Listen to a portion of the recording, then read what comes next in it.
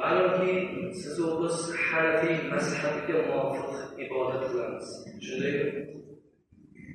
Hanafiy mazhabimizga muvofiq namozni ado etishlik qanday bo'ladi degan savolga to'xtalib o'tganmiz. Jumladan mana yana bir marta eslatib o'tamiz, zeroki a'udhu billahi minash shaytonir rojim va zakkiru fa inna zikra tanfa'ul mu'minin. Sadaqallohul azim. Alloh taolo aytadiki, eslating. Albatta eslatishlik bu mu'minlarga manfaat keltiradi.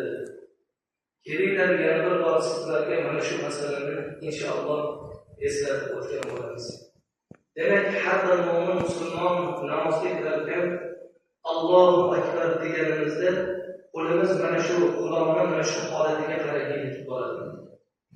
Yana takror etamiz, Allohu akbar degani qo'llar mana shu joygacha ko'tarilishligi bu mazhabimizning asosiy yo'nalishlaridan biri bo'ladi. Endi takbira tahrima, ya'ni Allohu akbar deb biz namozga kirarkanmiz, qo'llarimizni mana shu holatda ushlab turamiz. Uzr so'raymiz, ko'pchiliklarni mana shu holatda turganliklarini ham gohida guvoh bo'lib qolamiz.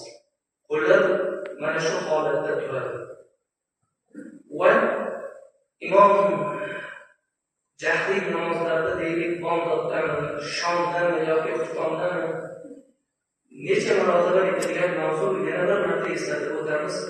G'ayril mag'dubi alayhim valaddallin deganda aminni hammamiz ichimizda aytamiz. Afsuski, ba'zi bir yoshlarimizni orasida ominni jahriy aytish, ya'ni odamlarga xalaqit beradigan holatda aytishlik holatlari ba'zi bir umurlarda ko'zga tashlanib qoldi.